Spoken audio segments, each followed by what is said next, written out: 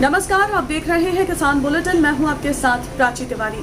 खबरें तो बहुत है, लेकिन चलिए पहले नजर डाल लेते हैं गांव और खेती किसानी से जुड़ी आज की कुछ अहम हेडलाइंस पर।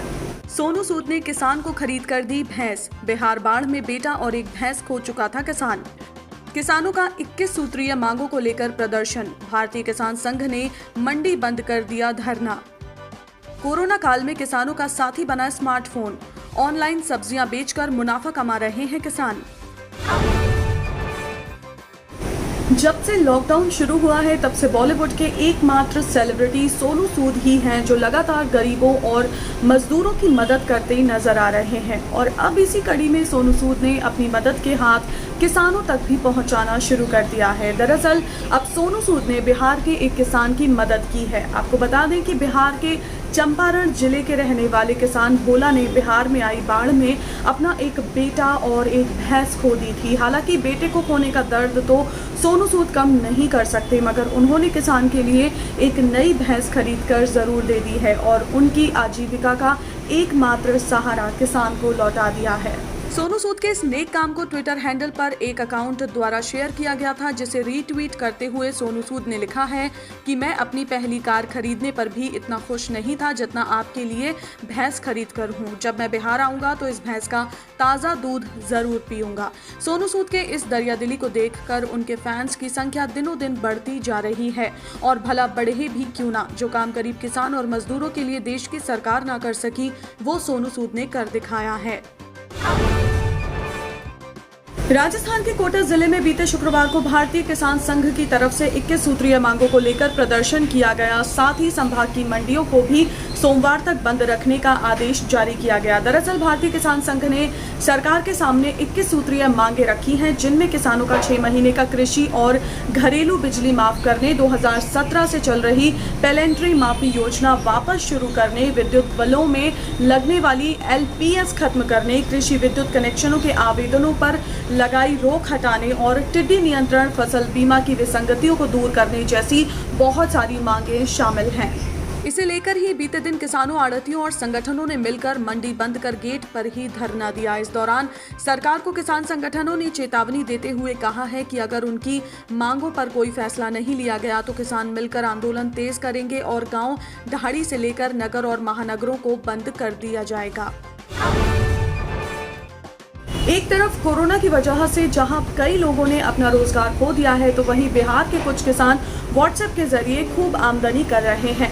बिहार के झंझारपुर के 50 किसानों ने कोरोना संकट के बीच अपनी जान की परवाह किए बगैर लोगों को घर बैठे ताजी सब्जियां पहुंचाने का फैसला लिया है, जिसके चलते इन किसानों ने गांव के 5 किलोमीटर के दायरे में मौजूद लोगों को एक व्हाट्सएप ग्रुप पर जोड़ लिया है और ग्राहकों की डिमांड के आधार पर उनके घरों तक वो ताजी सब्जियां पहुंचा रहे हैं। इन किसानों की माने तो इस समय उनके एरिया के करीब 100 से ज्यादा लोग इस सुविधा का लाभ उठा रहे हैं। हर दिन करीब 1 क्विंटल अलग अलग तरह की सब्जियां ये किसान ग्राहकों को पहुंचाते हैं। आपको साथ ही ये भी बता दें कि कोरोना के चलते लोगों की सुरक्षा को ध्यान में रखते हुए बाजारों पर सरकार द्वारा ताले लगा दिए गए हैं, जिसकी वजह से लोगों को राशन और सब्जियां लेने में थोड़ी बहुत दिक्कतें हो रही हैं। वहीं व्यापारियों ने मंडियों तक आना बंद कर दिया है। ऐसे में किसानों की सब्जियां खेतों में पड़ी खराब होने लगी थी, जिनको खराब होने से बचाने के लिए झंझारपुर के किसानों ने ये तरीका खोज निकाला। किसान गौरी शंकर सिंह किसानों के इस व्हाट्सएप ग्रुप को चलाते थे, जिसमें करीब 50 किसान और 100 से ज्यादा उपभोक्ता जुड़े हुए हैं। इस ग्रुप पर हर दिन सब्जियों की लिस्ट और रेट डाले जाते हैं, जिसके बाद ग्राहकों के ऑर्डर मिलने के बाद करीब आधे घंटे में ही उन तक सब्जियां पहुंचा दी जाती हैं। किसान बुलेटिन की बड़ी खबरों के अलावा चलिए एक बार नजर डाल लेते हैं किसानी और गांव से जुड़ी कुछ अहम खबरों पर भी। उत्तर प्रदेश के झांसी के बबीना में एक किसान ने कर्ज और बर्बाद हुई फसल के चलते आत्महत्या कर ली। पुलिस के मुताबिक किसान के ऊपर स्टेट बैंक बबीना का करीब 5 लाख रुपए का कर्ज था, जिसके चलते किसान कई दिनों से बहुत परेशान था। किसान की पहचान 42 साल के रूपेंद्र चौहान के तौर पर हुई है। फिलहाल पुलिस पूरे मामले की जांच में जुटी हुई है।